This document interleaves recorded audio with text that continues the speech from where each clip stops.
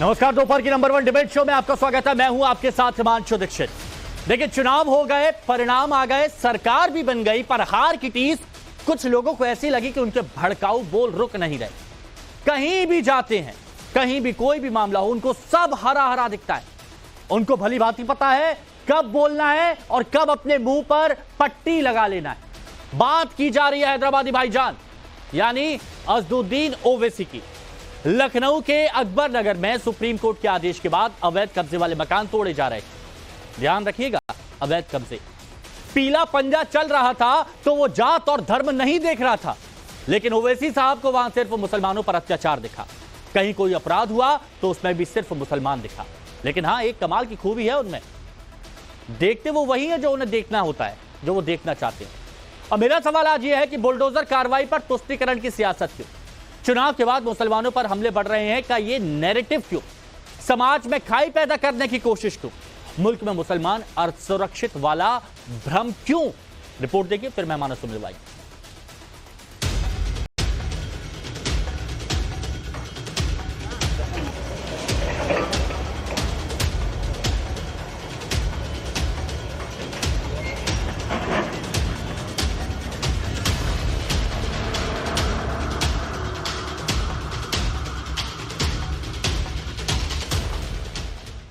लोकसभा चुनाव खत्म हो चुका है, लेकिन हैदराबाद के भाईजान अजदुद्दीन ओवैसी की नफरती दुकान अब भी चालू है। यूपी में 2 मौलानाओं की हत्या और लखनऊ के अकबर नगर में बुलडोजर एक्शन से भाईजान भड़के हुए हैं। ओवैसी ने सोशल मीडिया एक्स पर पोस्ट डालकर संघ और बीजेपी दोनों को घेरते हुए लिखा, चुनाव के नतीजों के बाद मुल्क के कई हिस्सों में मुसलमानों पर हमलों के मामले बढ़ रहे हैं। यूपी में 2 मौलानाओं का कत्ल कर दिया गया। अकबर नगर में मुसलमानों के घर पर बुलडोजर चला दिया गया। छत्तीसगढ़ में 2 मुसलमानों को लिंच कर दिया गया। क्या संघ परिवार मुसलमानों से बदला ले रहा है? ओवैसी भाईजान को लगता है कि लखनऊ के अकबर नगर में जो मकान ढहाए जा रहे हैं वो सिर्फ मुसलमानों के हैं, लेकिन सच्चाई से दूर ओवैसी का ये जानना जरूरी है कि धर्म के आधार पर अवैध मकान नहीं गिराए जा रहे, बल्कि इसमें मुसलमानों के घर हैं तो हिंदुओं के भी अवैध मकान गिराए जा रहे हैं। इतना ही नहीं, जो भी यहाँ बेघर हो रहे हैं उन्हें योगी सरकार शिफ्ट करने का भी काम कर रही है और उन्हें पीएम आवास के तहत सभी को घर भी आवंटित कर रही है। चाहे वो हिंदू हो या मुस्लिम, सभी को आवास दिए जा रहे हैं।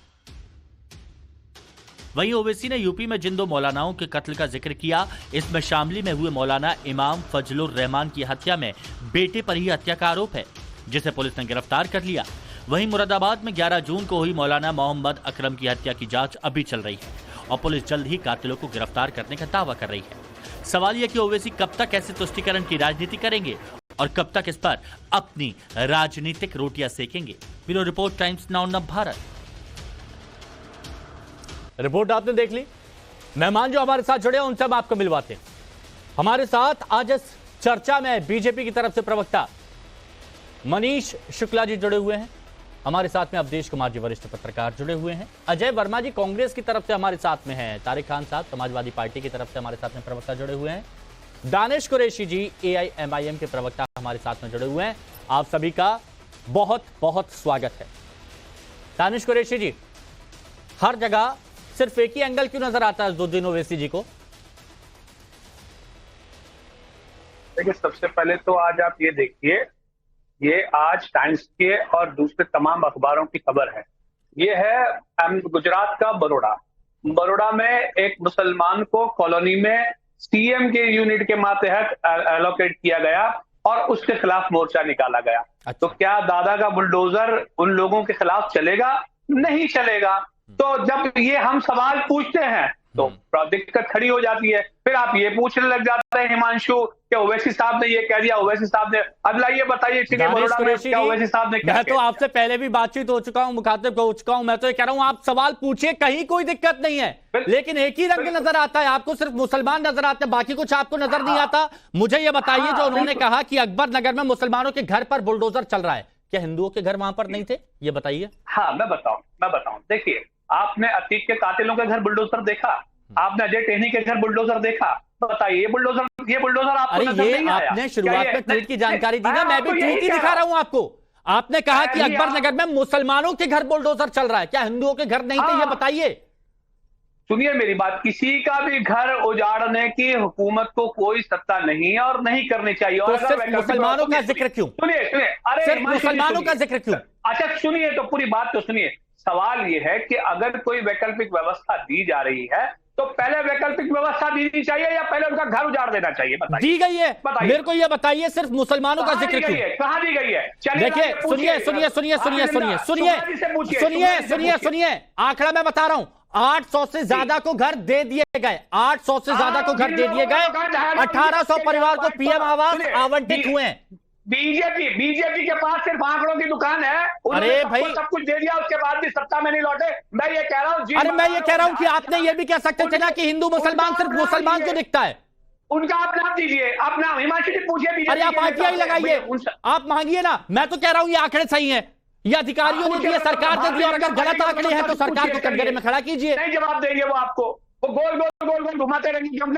मैंने जो सवाल पूछा उसका जवाब मेरे को नहीं दिया। यही सवाल मैं पूछता हूं मैं तारिक भाई से। तारिक भाई बताइए, सिर्फ मुसलमान टारगेट हो रहे हैं क्या? ये जो उन्होंने कहा है कि चुनाव के नतीजों के बाद मुल्क के कई हिस्सों में मुसलमानों पर हमले के मामले बढ़ रहे हैं, सिर्फ मुसलमानों को टारगेट किया जा रहा है, अकबर नगर में भी मुसलमानों के घर तोड़े जा रहे हैं। देखिए, इसमें कोई दो राय नहीं है कि वहां मुसलमानों के भी घर हैं और वहां हिंदुओं के भी। ये बात कहे, इस बात से मैं सहमत नहीं हूं कि लोगों को बस्तियां जो उजाड़ी जा रही हैं उसको हिंदू और मुसलमान में बांटा जाए। गरीबी हिंदुस्तान में अपने आप में ही एक धर्म है और वो गरीबी से बड़ा कोई धर्म हो ही नहीं सकता और ना है हिंदुस्तान। और मेरा घर, मैं खुद बता रहा हूं आपको, बिल्कुल बगल में है, अकबर नगर के। वाकई में वो बस्तियां जो तोड़ी गई हैं, एक बात गलत कही जा रही है कि समाजवादी पार्टी के टाइम में बसी। 40-50 साल से मेरे पिता बताते हैं कि 40-50-60 साल से वहां लोग रहते आ रहे हैं। तो कैसे कहा जा रहा है समाजवादी पार्टी ने के लोगों ने उनको बसाया?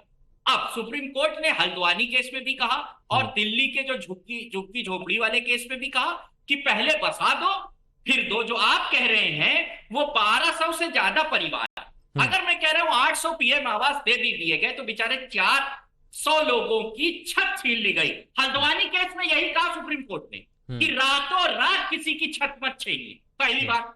और मुस्लिम तुष्टीकरण पे एक बीजेपी से छोटा सा जवाब चाहता हूं। हाँ। 4% जो चंद्रबाबू नायडू का मुसलमानों को रिजर्वेशन है आंध्र प्रदेश में, क्या वो मुस्लिम तुष्टीकरण नहीं होगा? हाँ। क्या उसकी श्रेणी में नहीं आएगा? मुस्लिम अपीसमेंट की श्रेणी में आएगा या नहीं आएगा? अच्छा ठीक है, तो ये मैं आपकी बात कंटिन्यू कर लूंगा, लेकिन ये बात तो कह सकते हैं ना कि अगर कानूनी कार्रवाई होती है, अगर अदालत की तरफ से कोई आदेश दिया जाता है तो उसमें हिंदू मुसलमान नहीं करना चाहिए। सुन लीजिए मेरी बात, अदालत और स्टेट सरकार, हाँ। स्टेट सरकार छत है जनता की, संरक्षित करना, हाँ। उसका काम है। हाँ। आप घर उजाड़ने लगे। अच्छा। जनता ने इसीलिए आपको उजाड़ दिया है। हाँ। बीजेपी और योगी आदित्यनाथ को गरीबों ने और किसानों ने बगैर हिंदू मुसलमान में बटे हुए करारा जवाब दिया है कि जब बस्तियां उजाड़ोगे हम तुम्हारे सांसदों को उजाड़ देंगे। अच्छा ठीक है, देख लीजिएगा, हम विधानसभा में भी इनको उजाड़ देंगे। ये उजाड़ते रहे घर, नहीं डरता आवाम हिंदुस्तान। अब मनीष शुक्ला जी बताइए, मनीष शुक्ला जी ये बताइए, मुसलमानों को टारगेट किया जा रहा है संघ बीजेपी की तरफ से, चुनाव के नतीजे पच नहीं रहे हैं इसीलिए मुसलमानों पर हमले के मामले बढ़ रहे हैं। देखिए हिमांशु जी, जो अकबर नगर है उसके आसपास के जो इलाके हैं उसको एनडीए ने जो अवैध निर्माण है उसको हटाने का काम चुनाव के पहले ही शुरू कर दिया था। एक कुकरेल नदी है जो 1990 के बाद लखनऊ बसे हैं, उनको तो ध्यान में ही नहीं है वो नदी थी, उसको नाले के रूप में ही जाना जाता था।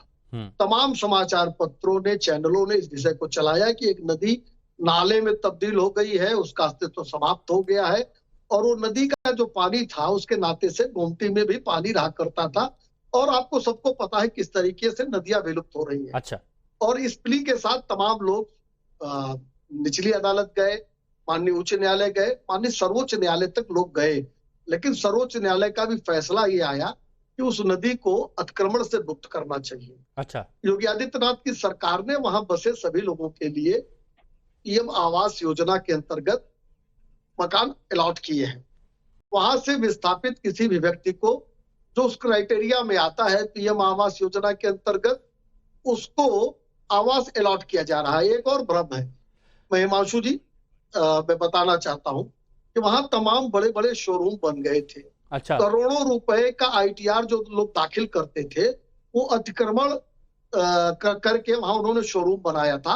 अच्छा। और इन लोगों को, कुछ लोगों को आगे करके, नहीं ये स्वयं मैं जो बोल रहा हूँ। नहीं मनीष शुक्ला जी, मेरा ये कहना था, देखिए वो तो कार्रवाई हो रही है, ये तो सब बैकग्राउंड सबको पता है, लेकिन जो आरोप यहां पर लग रहा है कि सिर्फ मुसलमान टारगेट हो रहे हैं इस देश में।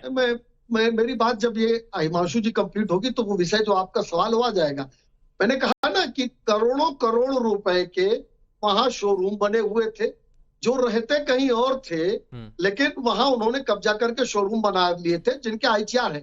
और एलडीए ने तमाम वो तथ्य सुप्रीम कोर्ट और उच्च न्यायालय के सामने रखे कि इनकी आमदनी इतनी है, ये यहाँ शोरूम बनाकर रख रहे हैं, अवैध कमाई कर रहे हैं। इस क्राइटेरिया के लोग भी वहां रह रहे थे। सर्वोच्च न्यायालय के आदेश के बाद ये अतिक्रमण के खिलाफ कार्रवाई वहां शुरू की गई है। रहा सवाल मुसलमानों का, तो आपने स्वयं बताया, शामली में जो इमाम की हत्या हुई है, उसके सगे बेटे ने उसको मारा है, आरोपी है। साइकिल का विवाद था, वो बेटा उसका साइकिल लेके चला जाता था, इससे नाराज होकर उसने उसको डांटा, फटकारा, मारा बाद में, और उसके घर वालों ने FIR अपने बेटे के खिलाफ की है। जो 3 घटनाएं हुई हैं, तीनों घटना में परिवार के लोग हत्या में शामिल हैं। अच्छा, लेकिन अब जो लोग शामिल हैं, सबके ऊपर FIR दर्ज है। अजय वर्मा जी, क्या ये नैरेटिव गढ़ा जा रहा है कि चुनावों के बाद मुसलमानों पर अत्याचार बढ़ गया है, मुसलमानों को मारा जा रहा है, मुसलमान असुरक्षित हो गए हैं, या फिर आप भी सहमत हैं इससे? हिमांशु एक शेर सुन लीजिए कि लोग टूट जाते हैं एक घर बनाने में, लोग टूट जाते हैं एक घर बनाने में, और पॉलिटिकल विंडेटा के तहत आप बाज नहीं आते हो बस्तियां जलाने में, बस्तियां उजाड़ने में। और दूसरा इसी की दूसरी लाइन है कि लोग लम्हात भूल जाते हैं कल की। हाँ, नहीं आप कंप्लीट करें, पहले पूरा सुन लीजिए हजूर, कि लोग लम्हात भूल जाते हैं, कल की हर बात भूल जाते हैं, और चंद ताकत का आसरा पाकर अपनी औकात भूल जाते हैं। तो भैया लोग आते हैं, सत्ता आती है चली जाती है, हम रहे कितने साल, आप रहे 10 साल, आने अब आप, पहले आप पावर में थे, अब आप NNN की सरकार है। तो ये परिवर्तन प्रकृति का नियम है। अगर आपने ये सब चीजें करी तो जो एक ताकत है ना ऊपर, ईश्वरीय ताकत, वो बहुत बड़ी सजा देती है। जो जैसा करता है वो वैसा करने का नहीं, आपने कहा कि परसों लग जाते हैं आशियाना बनाने में, बौद्ध पारसी 73 करोड़पति भूमाफियाओं पर भी कार्रवाई की गई है, उनके शोरूम भी तोड़े गए हैं। तो ये शायरी उनके लिए भी थी क्या? नहीं, ये तो एजेंडा है। अगर आपने 73 भूमाफियाओं पर करी है तो मैं यूपी में 730 भूमाफियाओं की लिस्ट भेज दे रहा हूं, और जिससे जो सरकार से कनेक्टेड है उनको भी गिरवा दीजिए। अच्छा, तो इसमें मुसलमानों को टारगेट किया जा रहा है क्या? लिस्ट भेज दूंगा सिस्टम के तहत। जैसे आरोप लग रहे हैं मुसलमान असुरक्षित हैं, मुसलमानों को टारगेट किया जा रहा है, ऐसा है क्या? भारत का संविधान ये कहता, अरे जब मकान गिरा रहे हैं तो समझ लो किसी एक समुदाय विशेष को आप परेशान कर रहे हैं, गिरा रहे हैं। हार की कीच, खिसियानी बिल्ली खंबे नोच रही है, हार बर्दाश्त नहीं हो रही है। और ये तो जरा से कसर रह गई देश की जनता की। ये जो मैं मित्रों प्रधानमंत्री हो गए, क्या करोड़ लोगों को अनाज दे रहा हूं, आप मुझे वोट दीजिए, पाप लगेगा। हो गए हैं। मनीष शुक्ला जी थोड़ा सा रुक जाइए, वो आप शांति से। भाई मैं आपके बीच में नहीं बोला। बोलिए। मतलब मुसलमानों को टारगेट किया जा रहा है। अजय वर्मा जी, मुसलमानों को टारगेट किया जा रहा है, आप ये कह रहे हैं?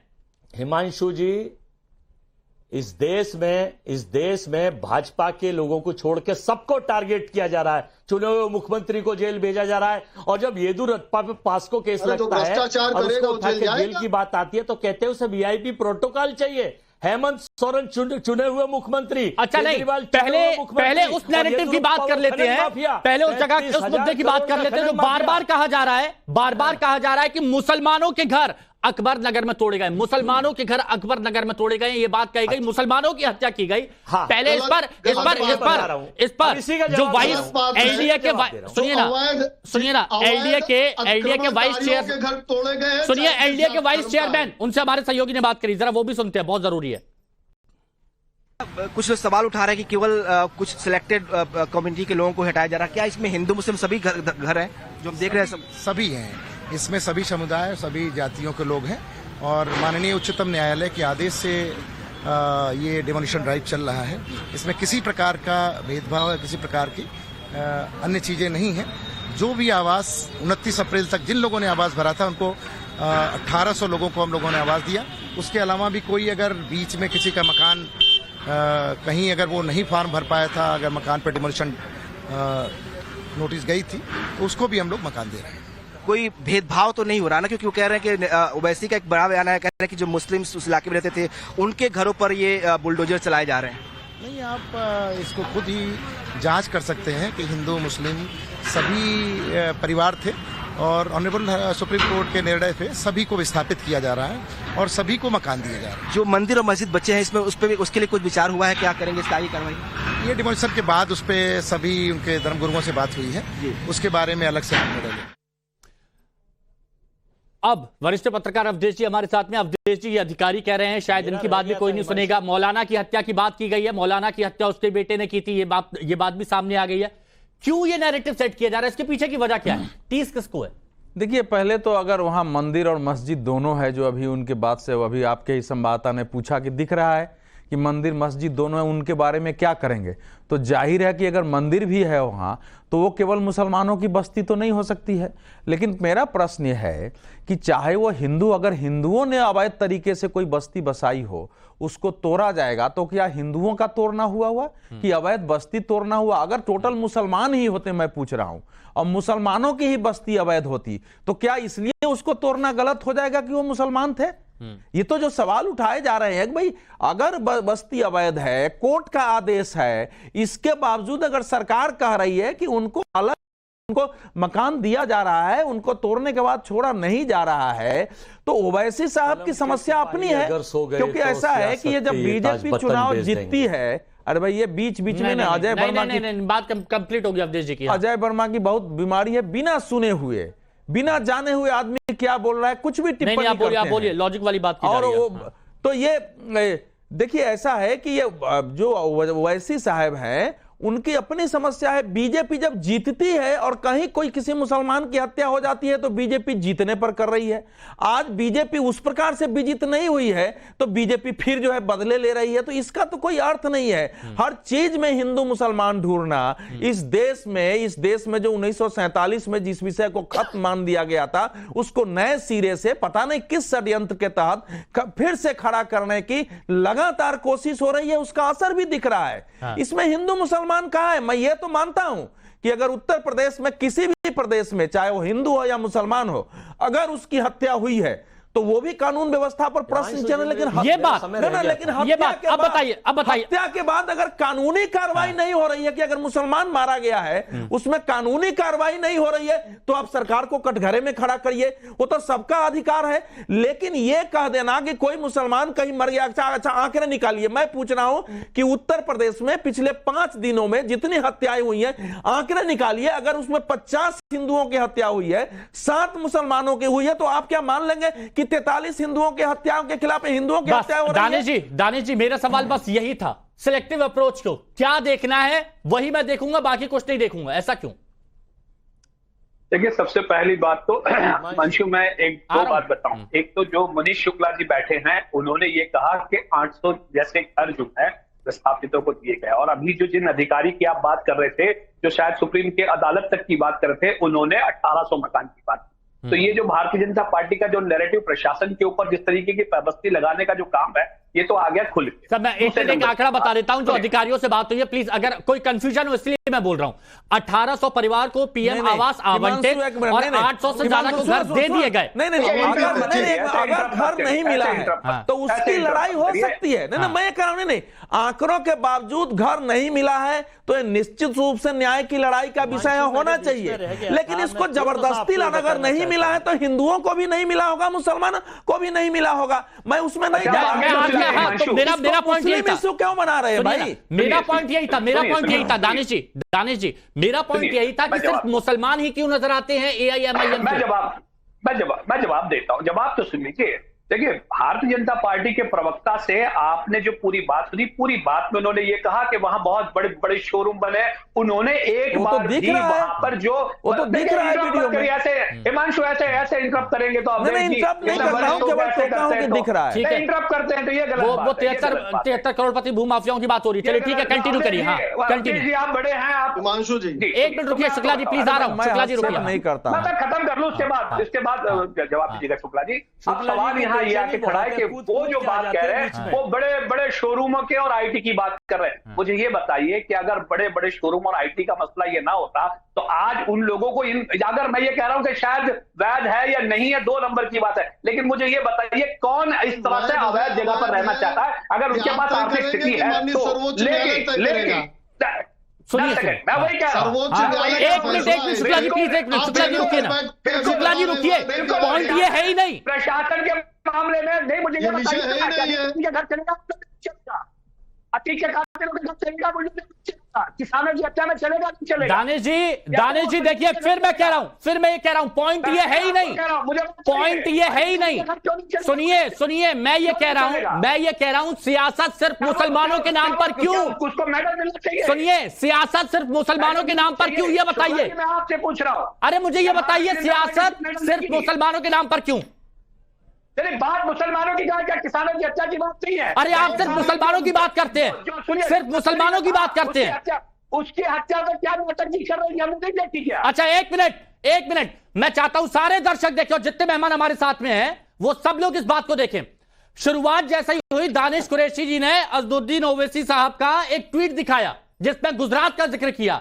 मैं एक तस्वीर दिखाना चाहता हूं, प्लीज। नहीं, मैं एक तस्वीर दिखाना चाहता हूं। दानिश जी को लीजिए, मुझे लीजिए और वो तस्वीर दिखाइए। मैं ठीक है, लेकिन एक तस्वीर हैदराबाद की, अरे वो ये तस्वीर नहीं, प्लीज सुनिए, ये तस्वीर देखिए। अरे मैं आपकी बात मान रहा हूं, मैं आपकी बात मान रहा हूं। दानिश जी का ऑडियो 1 मिनट डाउन करिए प्लीज, 1 मिनट डाउन। मेरी बात सुनिए। आपको गुजरात दिखा, आपको शामली दिखा, आपको मध्य प्रदेश छत्तीसगढ़ दिखा। दानिश जी देखिए, यह हैदराबाद है। एक शख्स की खुलेआम चाकू से हत्या की जा रही है, नाम है उसका मोहम्मद सैयद सलीम। क्या इसका, अरे क्या यह मुसलमान नहीं है? पूछिए ना। नहीं, क्या यह मुसलमान नहीं है? क्या इसके बारे में अजदुद्दीन ओवैसी ने क्या ट्वीट किया? इसके बारे में अजदुद्दीन ओवैसी ने ट्वीट किया, मुझे ये बताइए। तेलंगाना में हुआ ये। अजय सुनिए, अजय वर्मा यहाँ बैठे हैं, सरकार उनकी है, उनसे पूछना चाहिए। अरे तो आप लोग जो ट्वीट करते हैं, आप लोग जो बताते हैं मुसलमानों का दर्द, यहां पर मुसलमानों की हत्या हुई, वहां पर मुसलमानों की हत्या हुई, तो यहां भी बताइए ना। अरे ऐसे शेयर कीजिए। अरे जवाब तो सुनिए, वो सब आएगा, बोलिए। कुछ बाकी नहीं बचेगा। जिसके भी साथ में जुल्म होगा, सुनिए, अगर यूपी की जो बात है तो यूपी में ऐसा नहीं है कि कल उन्होंने बात कही। ये मामला कितने दिनों मेरा मकसद ये था, सुनिए, मेरा कहने का संघ परिवार और बीजेपी मुसलमानों को निशाना बना रही है। सिर्फ दो अपने चुनाव, मेरा कहने का बस ये था, सुनिए, अब बस 1 मिनट सुन लीजिए। मेरा कहने का मतलब ये था, शामली में मुसलमान की हत्या होती है, एक बेटा अपने पिता को मार देता है ना। वो आपने कहा कि मुसलमानों को चुनाव के बाद जानबूझकर मारा जा रहा है, लेकिन हैदराबाद में खुलेआम एक मुस्लिम की हत्या की जाती है, वो आप लोगों ने मुद्दा नहीं उठाया। वो आपके सोशल मीडिया पर भी नहीं आया। अरे सुनिए, देखिए, इसका जवाब आपने कहा कांग्रेस। अब कांग्रेस, अजय जी बताइए, ये खुलेआम ये हत्या हो रही है, ये मुद्दा आप लोग उठाएंगे? तेलंगाना में आपकी सरकार है, बताइए, ये भी हेट क्राइम है? देखिए, ये बीजेपी ने करवाया, बताइए। अरे भाई, ये जो मुस्लिम और हिंदू का एजेंडा, अरे सुन तो लो भैया जरा, ये जो मुस्लिम हिंदू का एजेंडा है, ये साझी रणनीति के तहत ओवैसी और मोदी जी का चल रहा है, चुनाव हारने जीतने और देश में नैरेटिव चलाने। अरे अभी थोड़ी देर पहले थोड़ी देर पहले आपने कहा था कि मुसलमानों पर अत्याचार हो रहा है, थोड़ी देर पहले आपने कहा था। कैसे बीच में ना बोलो, मैं किसी के बीच में नहीं बोलता। नहीं, आपने देखा आपकी सरकार है तो बच लो यहां से। हिमांशु जी, आप उसमें हिंदू मुस्लिम के एजेंडे को चलाने में मुख्य शुरुआत मैं कट करके दिखा दूंगा। आपने कहा था कि मुसलमानों पर अत्याचार हो रहा है, चुनावों के बाद आपने कहा था मुसलमानों पर अत्याचार हो रहा है। अब आपके राज्य में ये हो रहा है, इस पर क्या कहेंगे बताइए? ये आपके राज्य में है, क्या हो रहा है बताइए?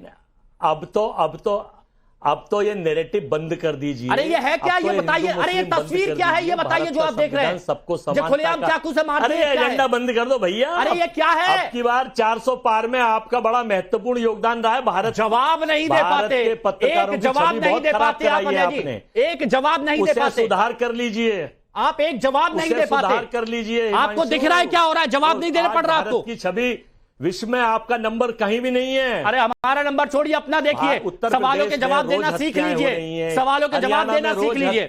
मेरे को बताइए क्या है अवधेश जी, ये हैदराबाद में क्या मुसलमान की जान मुसलमान की नहीं है? मतलब यहाँ पर जान हो रही है? शुक्ला जी तुरंत आ रहा हूँ। शुक्ला जी हैदराबाद का नहीं दिखेगा ना, उत्तर प्रदेश छत्तीसगढ़ दिख गया, इसीलिए समस्या तो यही आ रही है ना कि वहां मुसलमान ही मुसलमानों को मार रहे हैं, साफ दिख रहा है वहां। और वहां का इशू देश का इशू नहीं बना है। और जहां एक बेटे ने पिता की हत्या कर दी, दूसरी हत्या का अभी तक हत्यारा का पता नहीं चला कि किसने मारा है, उसके बारे में पूरे देश में जो है तूफान खड़ा हो गया है। तो मुसलमानों का एजेंडा हिंदू मुसलमान ये लोग चला रहे हैं कि दूसरा, अगर ओवैसी ने ट्वीट नहीं किया होता, इसको नहीं बनाता, तो क्या आप डिबेट करते? नहीं करते। तो अजय वर्मा जो कह रहे हैं ये उनसे पूछे ना जो एजेंडा चला रहे हैं। और एजेंडा क्यों नहीं होना चाहिए? सवाल है कि अगर वहां इतने लंबे समय से बस्तियां थी, अवैध लोग बसे हुए थे, करोड़ों के घर वहां दिख रहे हैं, तो किस आधार पर बसे, कौन लोगों ने उनको बसाया? आज उसके तोड़ने से किनके स्वार्थ पर आंच आ रही है कि इसको हिंदू मुस्लिम बना करके किसको बचाने की कोशिश की जा रही है? किन भूमाफियाओं को, किन अवैध मादक द्रव्यों को, व्यापारियों के रक्षा की कोशिश की जा रही है? ये इसमें बड़ा सवाल है। अब आपको तो सब में 400, इनको तो सब में 400 पार दिखा है, इनसे तो डिबेट आप कर नहीं सकते। आप कंटिन्यू बीच में बोल रहे हैं, एक बार आप चेक कर लीजिए। आप पहले पूछ लिया आला कमान पे हैदराबाद वाले वीडियो पर क्या बोलना है। आपको तो पता भी नहीं होगा ऐसा कुछ हुआ था, अब सामने आ गया तो बोल रहे होंगे क्या जवाब दूं मैं, इसलिए किसी और पर ही डाल देता हूं। अब तो आप इसलिए ये कर रहे हैं ना। शुक्ला जी बताइए, संगठन से सस्पेंड कर देगी? देखिए हिमांशु जी, एक तो जो अकबर नगर का विषय है वो वैध है अवैध है, इस पर सुप्रीम कोर्ट ने फैसला दे दिया है। माननीय सर्वोच्च न्यायालय के फैसले के बाद सभी अवैध जो कब्जे हैं उसको हटाया जा रहा है। और जो तथ्य है कि 1800 को आवंटित है, 800 को कब्जा दे दिया गया है। तीसरी बात, न हिंदू है न मुसलमान है। दरअसल ये जो लोग हैं, ये लोग केवल और केवल घृणा की राजनीति करना चाहते हैं। हैदराबाद में मुसलमान ने मुसलमान को मारा, क्योंकि वहां कांग्रेस की सरकार है, वहां सवाल नहीं खड़ा करेंगे, ना ओवैसी खड़ा करेंगे और ना अजय वर्मा खड़ा करेंगे। शामली में बेटे ने बाप को मार दिया, इमाम को मार दिया। प्रतापगढ़ में भी पारिवारिक विवाद में इमाम मारे गए, मुसलमान ने मारा है मुसलमान को। नहीं तो क्यों ऐसा क्यों हो रहा है? क्यों हो रहा है? इससे क्या फायदा होगा?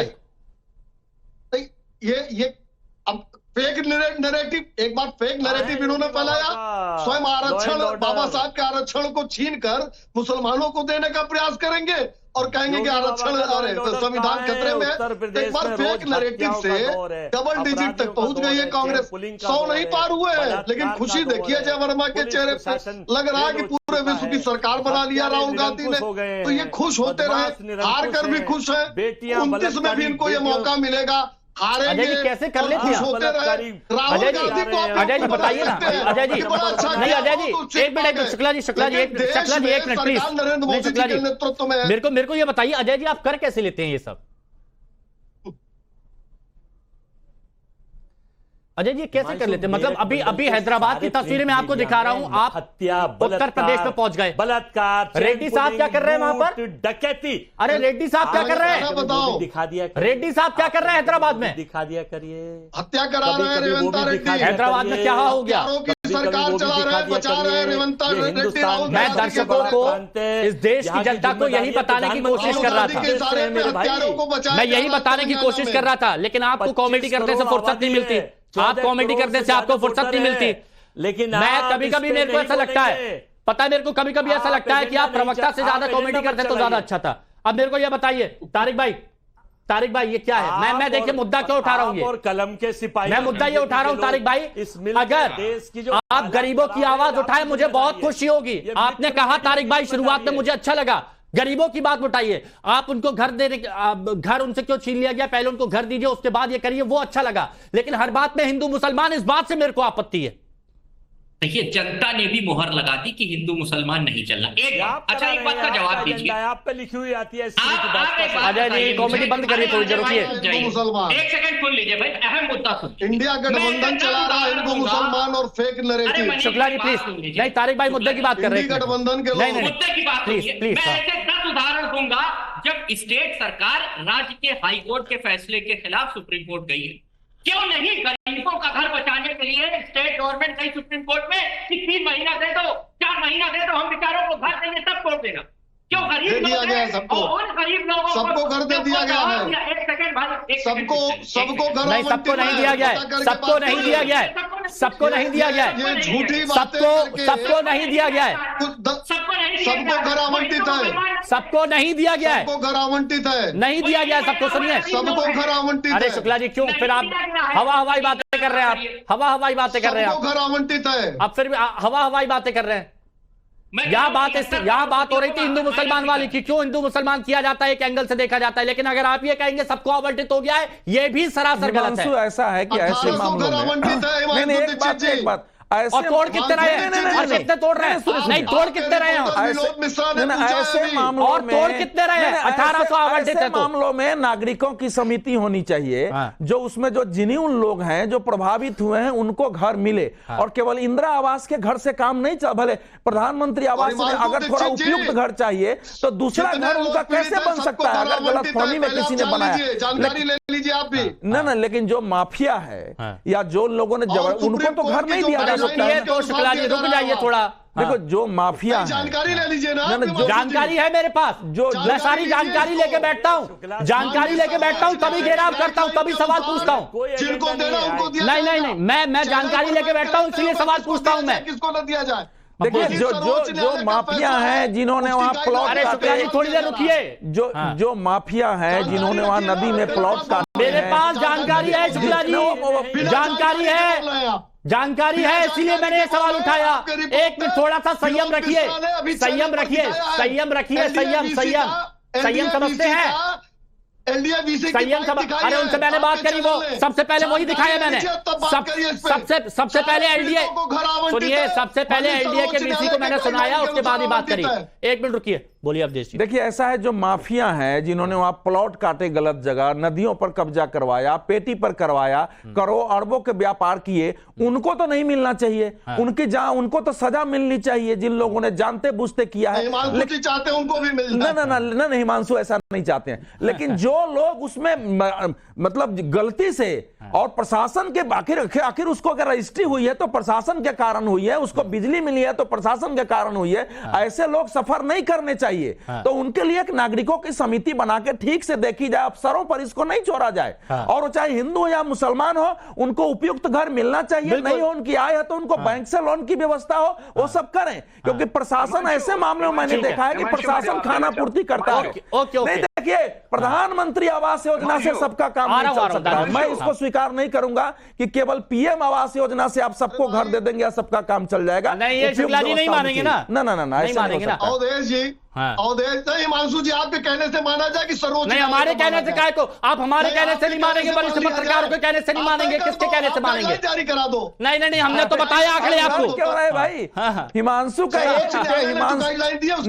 हिमांशु ये नहीं कह रहे हैं कि भाई आप सबको जो है, हिमांशु का एक कहना है सबको आप कैसे, आप उसमें एलिजिबल तो होना चाहिए, आप एलिजिबल होइए। और सुनिए, उनको वहां मिले। एक मिनट मनीष शुक्ला जी, आप ग्राफिक्स अगर नीचे पढ़ रहे हैं, अभी भी देखिए नीचे कि कितने लोगों मिडिल क्लास के लोग उसमें है ना, लोअर मिडिल है, मिडिल क्लास है, उनको क्या सुविधा दी जा सकती है, विचार करना पड़ेगा वहां। नीचे बकायदा चल रहा है, फर्जी आधार कार्ड आवेदकों को घर नहीं, अपात्र लोगों को नहीं मिलेगा घर, बकायदा जानकारी है। महीने की किस्त 5,000 रुपए अति गरीब लोगों को ये भी चला रहे हैं, तो वो आंकड़े मेरे पास सारी चीज है। दानिश जी बताइए प्लीज। बिल्कुल, सर्वोच्च न्यायालय का जो गाइडलाइन है उसके अनुसार दिया जाएगा। ठीक है, हाँ वही मैं कह रहा हूँ, 1800 लोग, अरे वही मैं कह रहा था। एक मिनट रुकिए दानिश जी। देखिए हिमांशु, एक बात मैं आपको बताऊं, न सिर्फ यूपी की बात हो पूरे, लेकिन पूरे देश में मैं आपको एक बात बता दूं, हर बार होता यह है कि गरीब के घर बुलडोजर चलता है। और याद रखिए कि कभी भी प्रशासन की नजर से ओझल कुछ भी चीजें होती नहीं है। दानिश जी, अब मैं आपकी बात से सहमत हूं, अब मैं आपकी बात से सहमत हूं, सुनिए ना, आगे सुनिए। मैं ये जी मैं अवधेश भाई जी से ये पूछना चाहता हूं, जो वो ये कह रहे हैं कि क्या जो लोग जिम्मेदार हैं इस माफियागिरी में, क्या उनके खिलाफ सरकारी अधिकारियों के खिलाफ कार्रवाई करेगी? ये माफियागिरी कहां से हो गई? नहीं करेगी। ये माफियागिरी कहां से हो गई? कोर्ट के आदेश से अगर चल रहा है, कम से कम आपने इतना स्टैंड तो क्लियर किया कि मुसलमानों के घर पर बुलडोजर नहीं, गरीबों के घर पर। इतना चेंज हुआ है, अभी तक सिर्फ मुसलमान दिख रहे थे। पूरी बात सुनिए। अब मैं आपको ये बता रहा हूं कि आप ये कह रहे हैं कि गैर कानूनी तरीके से अवैध वहां प्लॉट काटेगा, ये काटा गया, वो काटा गया, ये तमाम प्रक्रिया मैं ये कह रहा हूं कि क्या सरकार की जेरे निगरानी में नहीं है? और अगर उन्हें नहीं है तो मुझे लगता है कि उन अधिकारियों को घर भेज देना ये चाहिए। तारिक खान जी इसका उत्तर दे देंगे, उन्हीं के काल में हुआ है ये। सुनिए, जब तक इसके खिलाफ, मैं कहता हूं किसी भी काल में हो, अगर पेंशन जा रही है तो उनकी पेंशन बंद करवाइए, आप स्टैब्लिश तो करिए।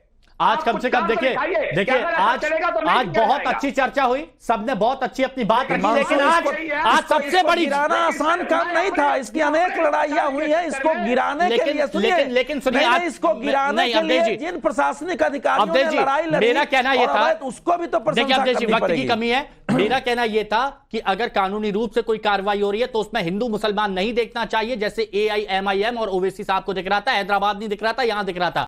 कम से कम दानिश जी ने यह बात मान ली, उन्होंने कहा कि गरीबों पर ये बुलडोजर चल रहा है, ये नहीं माना कि वो मुसलमानों पर, वो हमेशा मुसलमानों की बात करते हैं, जबकि हिंदू भी है मुसलमान भी है। इस बात को ध्यान में रखना चाहिए। बहुत बहुत शुक्रिया आप सभी का हमारे साथ जुड़ने के लिए। आगे बढ़ते